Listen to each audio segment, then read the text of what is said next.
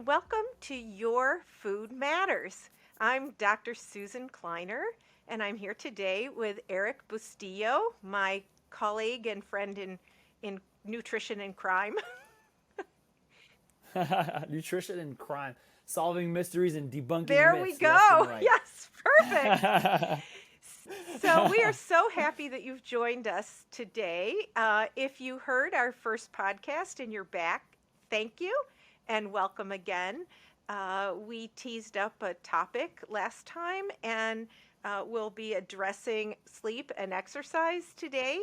If you're wondering more about who I am and who Eric is, please tune in to the original first episode. If you did not listen to that, we spent a good amount of time on our own bios. If you enjoy this podcast, please share it with your friends. So, Eric, this was kind of your thing, your idea. What are we talking about today? We're going to be talking about exercise and sleep and just the relationship between those two. And of course, we'll talk a little bit about nutrition as well, perhaps towards the end. But this is something that I find myself talking about often with patients, clients, and even folks who aren't a patient or a client.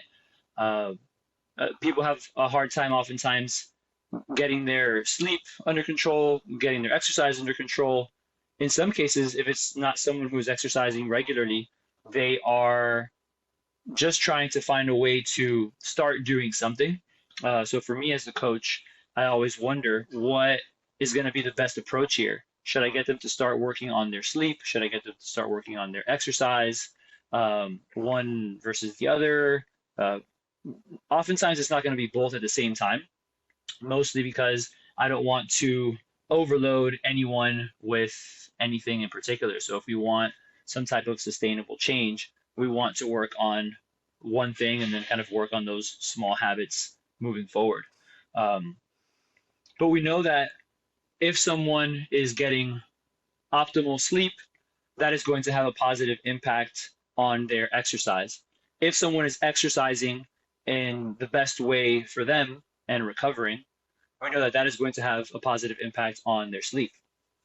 From a science standpoint, we know that exercise helps with stress management. It helps with, even from a physiological standpoint, from different endorphins and neurotransmitters and hormones, having an impact on those things. One of the big ones that people will oftentimes talk about too is BDNF, brain-derived neurotrophic factor, which can be helpful with things like neuroplasticity and all of that. But it helps with not just things like memory and learning new ways of doing things, but it can also help with things like sleep, and sleep helps with the BDNF as well. So just kind of talking a little bit about those things today is definitely where I kind of want to go, the path that I want to go down.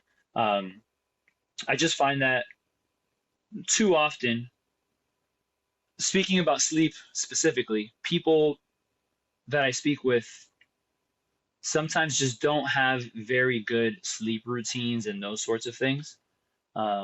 So then we start trying to work on those things. And sometimes people don't exercise as it is.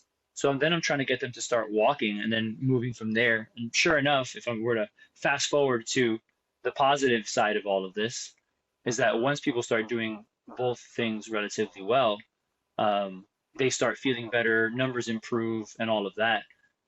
Because to me, it's always funny. We tend to say one thing is better than the other, or it's the most important one. It's almost like very black or white thinking.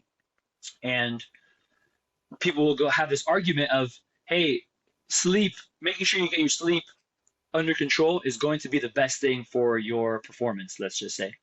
Other people will say, you have to make sure you get your nutrition, and that's going to be the best thing for your performance. And then other people will say, well, you have to just make sure that you're training as best as you possibly can. Obviously, duh, because that's going to be the most important thing. But for me, I say it's everything. It's all of these things. They have to work in unison and together. We just have to find ways to make that happen, Yeah, it's a struggle for a lot of people who are just doing their best to cope through each day. And Yeah, my style very often is, you know, presenting this information to the client and then seeing what they feel they can do best first, right? What matters to them the most, what they prioritize as what will impact them, because as you say, they really are all connected and overlap. And so start working on one, it will impact the other. Start getting people to eat better, they may exercise more. Get people to exercise more, they may start to eat better. You combine those two, and maybe sleep improves, or their inclination to start to work on things that will enhance their sleep. They just feel better. Maybe they're less stressed. Maybe they're coping better. All of those things, they're all sort of intertwined. And so letting the client lead, right? That's certainly, rather than dictating to them what they need to do, is critically important. Um, I I find that even in with an sort of what I call, sort of your regular daytime exerciser versus your weekend warrior versus your truly elite professional athlete, the impact of lack of sleep seems to be a little different. That where the data are is that it's absolutely not controversial at all in the literature to say lack of sleep is going to impact your cognitive performance. That we know for sure, undeniable. And so that appeals heavily to the average everyday person, in your day job, in your ability to communicate with people around you, to stay alert and awake when you need to, have your mental energy, your mental focus, continue relationships when you get home at 5 or 6 or 7 or 8 o'clock at night. But even to the elite athlete, their cognitive function is critically important. It's really hard, for instance, to be on the basketball court and play your position. Let's say you're a point guard, and you have to stay focused on the person that you are guarding and where is the ball, but you also need to know where everyone else is on the court. You need to remember all the signals that are being sent, all the plays that you have to remember. And so lack of sleep will impact all of that. On the flip side, many elite athletes will say, I've never had a ton of sleep, and look at where I am in my career. I'm at the top of my game.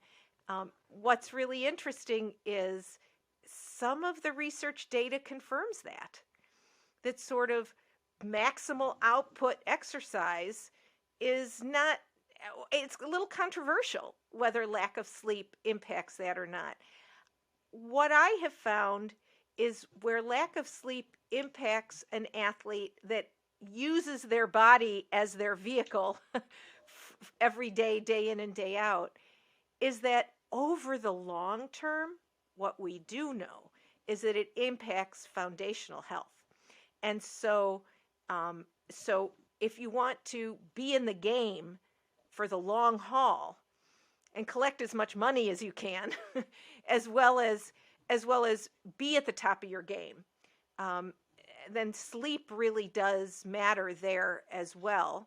And certainly, if you're injured, sleep recovery is highly dependent on a good night's sleep. So there's kind of this mixed bag of information where we are right now, don't you think, in the science? Because it isn't a linear line, like lack of sleep, poor performance, poor everything. No, right? Yeah, it definitely is not linear. Like with most things, I'd say in our profession, um, from a performance standpoint, performance increases aren't going to be linear. Athletes and avid exercisers, which I also call athletes, are going to have their ups and downs. I feel great on this day and not so much on this other day. Also, not every day is a PR attempt, like a personal record attempt. Um, so there's definitely a lot that kind of goes on there. But even thinking, I love the point guard example. Think of any athlete in any sport. What is the one thing other than perhaps their body, like you mentioned, what's the one thing that they're going to have to use in their sport? Again, no matter what it is, they have to use their brain, whether they're thinking about it or not. And sleep has such an impact on brain function, from cognitive ability, so ability to pay attention, ability to do several things at one time, or perhaps calling it multitasking, memory, recognition of different things. And now, when I'm saying athlete, I'm also referring to everyday folks that aren't your elite athletes. Let's say even someone who maybe doesn't consider themselves to be an athlete, um, but just someone who is an attorney or a waitress in a restaurant.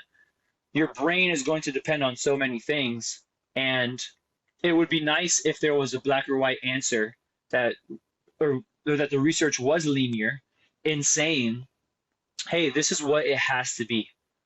We know very well 7.5 to 9 hours of sleep every single night would be wonderful. We also know that everybody doesn't function that way. So, and you made an excellent point in saying, like, hey, I'm a top level athlete, and look how far I am in my career, and I've always slept 6 hours. Well, then maybe there are people who just respond well to that. And I've found that some people do just respond well to that.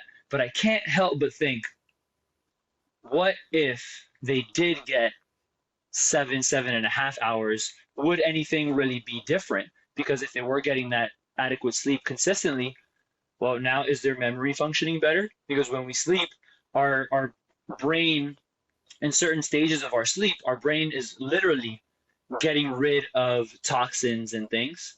That helps with memory and brain performance. Um, so are we truly maximizing that? But then also being empathetic to, well, I know the data show one thing in particular, but this person's life looks like something else in particular. So how do we kind of work with all of that to make it work as best as Yeah. possible? And so one of the questions that I get a lot is, well, is it better to exercise in the morning? Is it better to exercise in the evening? I mean, ultimately we wind around, and what we know is if you exercise close to bedtime, you are waking your body up. You are not letting it rest and prepare for relaxation and sleep. You're becoming, you're in a kind of a growth phase. So so exercising right before bed, for some people doesn't matter. Like you said, it's just amazing how some people, each person is an individual. Like we are nutritionally, the same with our responses to stimuli.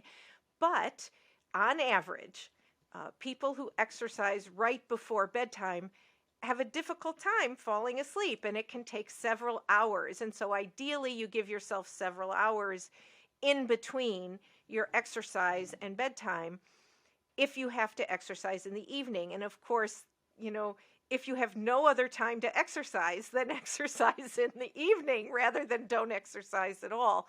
And try to give yourself some time.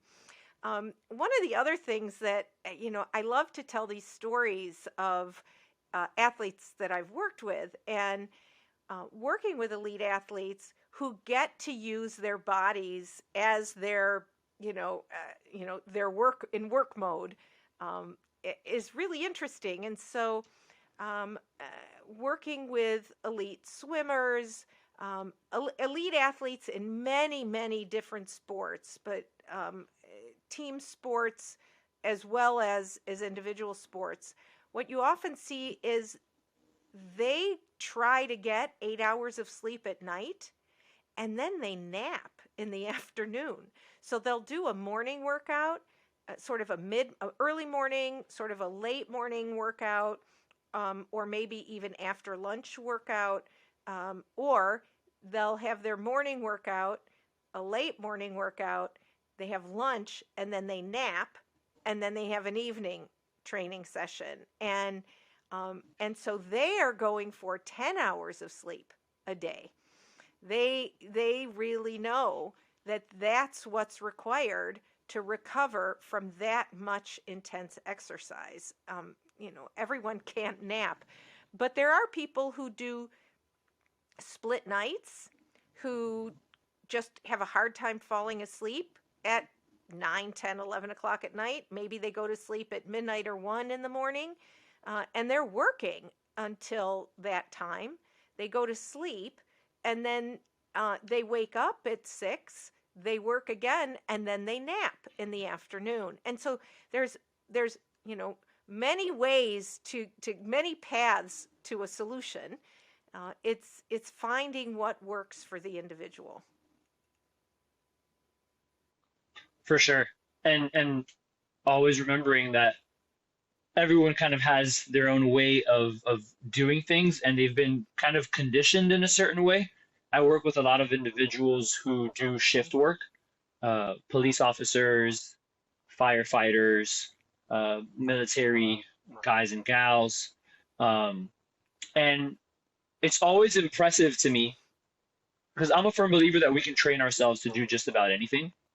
It's always impressive to me how people get accustomed to working nights and functioning on minimal sleep and those sorts of things. Um, but eventually, we start seeing some negative effects, be it hormonally, lower testosterone levels, decreased energy levels, increased hunger patterns, increased cravings, and those sorts of things, which then now things start having an impact on their nutrition too. So it's kind of tricky, but it's like we know that the data say something in particular, and the general consensus is trying to optimize sleep as much as we can, from sleep hygiene to the amount of sleep that we're getting. Yeah, that point is so important, the sort of the long-term consequences. It's same way, lack of sleep in the short term, some people may be able to cope and manage through. Long term, we know that it causes an imbalance in the autonomic nervous system. If you're, if it makes it look like you've got overtraining syndrome. Um, how does it impact immune system?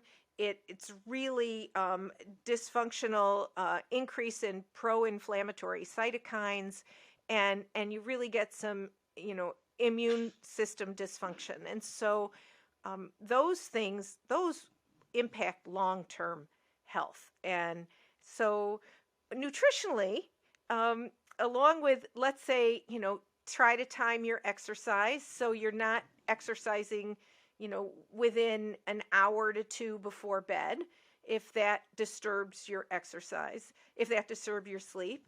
Um, Try and get in your exercise when you can. We do know that it can enhance your sleep, and then working on the whole list of sleep hygiene factors that anyone could look up anywhere.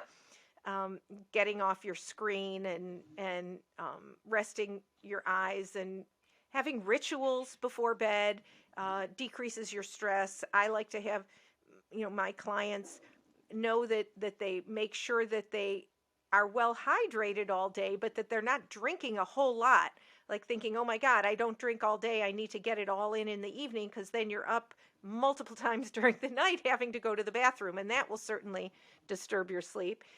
There are other nutritional things that we can do. What do you tell your clients? Typically, and I love the sleep hygiene conversation for sure. A part of that is going to be the timing of our meals. How close to bedtime is someone eating?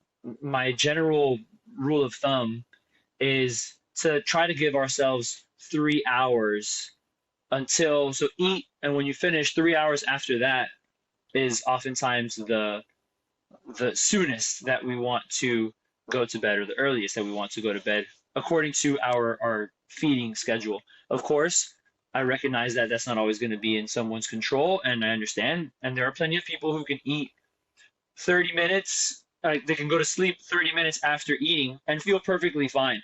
I don't particularly advise it, mostly because I want their body to rest just rest, not rest and digest at the same time, even though we know digestion in some cases can take 26 hours and whatnot.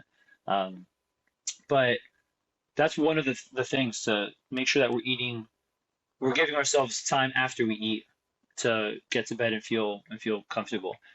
The next thing is not over consuming hydration later in the day, where then perhaps it's waking us up too often to have to go pee. I mean, three, four, five Right. times in the middle of the night. So in some cases, maybe even front loading that water intake in the earlier parts of the day and then sipping throughout. Of course, this is going to be dependent on someone's schedule and training and all of that. Um, the next thing is not eating anything too heavy. So something that is too rich in fat, I find oftentimes has an impact on someone's sleep quality.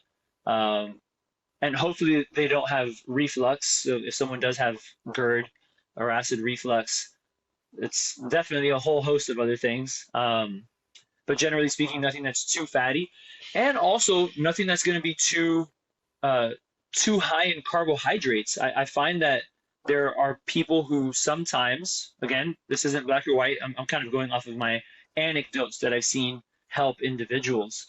Um, Sometimes if they have something that's too rich in carbs, I'm not saying to not have any carbs, um, but sometimes it impacts someone's sleep and sleep quality.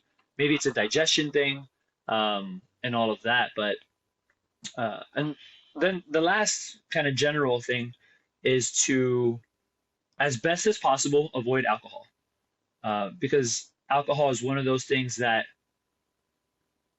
there are old, tales of, just give the baby a little bit of rum, or, whatever it might be. Um, and although, for some people they might feel like, yeah, it helps them fall asleep, even though that might be true, we have to understand that from a digestion standpoint, not beneficial to consume alcohol. From a sleep quality standpoint, alcohol is going to have a negative impact on that sleep quality. Um, so it's a good bit of avoids, as far as the don't do's when it comes to the sleep and nutrition Well, and part of of it all. course, caffeine, and all the places the caffeine is sneaking into our diets through both food, engineered foods and beverages these days. So, we all know people who can drink, 2 cups of coffee and fall asleep. Well, we do understand that there's a genetic link to that, and that there are people that are not susceptible to caffeine, and there are, those who are super susceptible to caffeine. So, you know who you are. It doesn't take much to know that. You don't need the genetic test. Most of us know how sensitive we are to caffeine. And so, the term 5 hour energy drink is nothing magical or creative. That's the half life of caffeine. So, if caffeine disturbs you or you're sensitive to caffeine, give yourself a minimum of 5 hours, if not longer. Most of my clients, including me, stop caffeine at noon, and have no caffeine afternoon. From then on, it's all decaffeinated beverages or non-caffeinated beverages, because it will disrupt our sleep. But alcohol is the one that I think a lot of people don't know, because they do think, wow, I can really crash. I sleep really well. But the thing is, you do fall asleep, but then it's disruptive to your night's sleep. And so those people who wake up at 1 or 2 or 3 in the morning, depending on when you fell asleep, it's often linked to drinking alcohol. But we'll get to that more. I think that's a great whole topic, Eric. We need to do a whole conversation or more. I think you could do 2 or 3 just on alcohol alone. For sure. I think alcohol is perhaps deserving of maybe even multiple episodes. Who knows? So yeah, I agree. And I'm glad that you said the caffeine thing. So nobody judge me on this, but I may not be the best Cuban Colombian, because I'm not particularly a coffee drinker.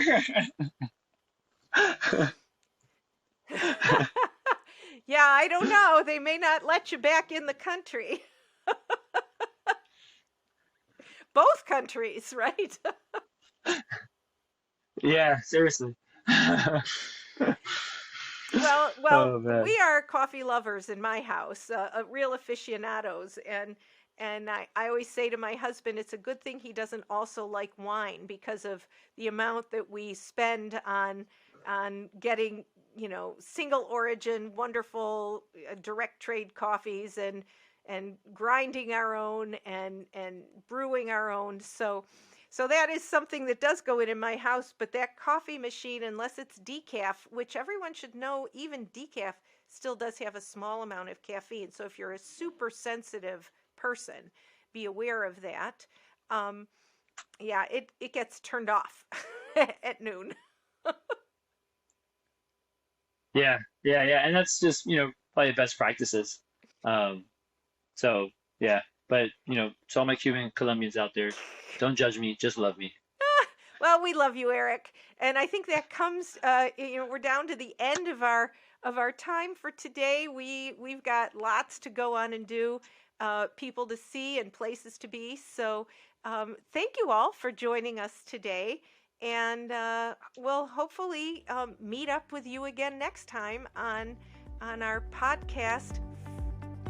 That your food matters.